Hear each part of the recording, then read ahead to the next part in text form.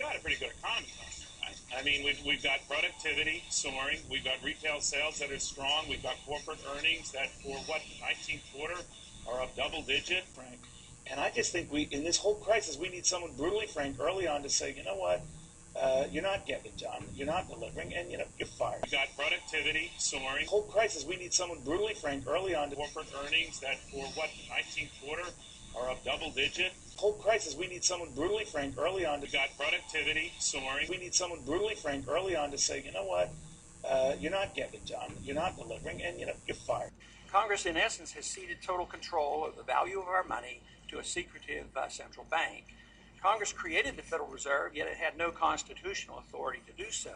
You're fired. Deception is when we distort the value of money. When we create money out of thin air, we have no savings, yet there's so-called capital. You're fired. It's actually about that, because that's what we have been doing. We used to support Saddam Hussein, and we used to be allied with Osama bin Laden, and what I want to do is stop that. Who are our friends one day turn out to be our enemies. Right now, we finally got rid of Saddam Hussein, and what are we doing now? We're rearming the Sunnis, the old henchmen of Saddam Hussein. You're fired. Address the important consequences of the Fed manipulation of interest rates. When interest rates are artificially low, below market rates, insidious malinvestment and excessive indebtedness inevitably brings about the economic downturns that everyone dreads.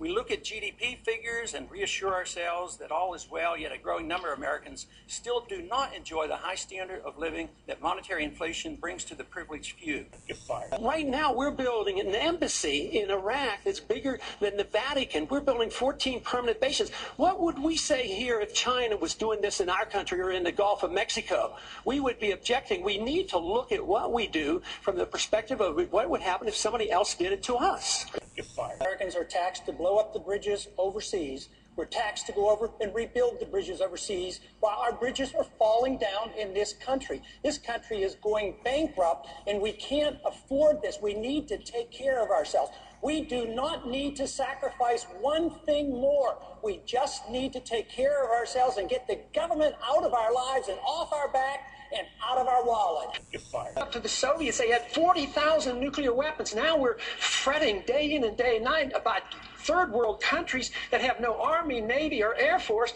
and we're getting ready to go to war. You're fired. How in the world can we expect to solve the problems of inflation, that is, the increase in the supply of money, with more inflation? You're fired. Let me see if I get this right. We need to borrow $10 billion from China, and then we give it to Musharraf, who's a military dictator who overthrew an elected government, and then we go to war, we lose all these lives promoting democracy in Iraq. I mean, what's going on here? Frank.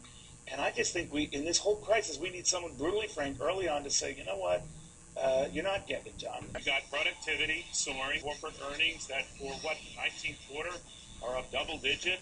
I mean, what's going on here? You're fired. You're fired. You're fired.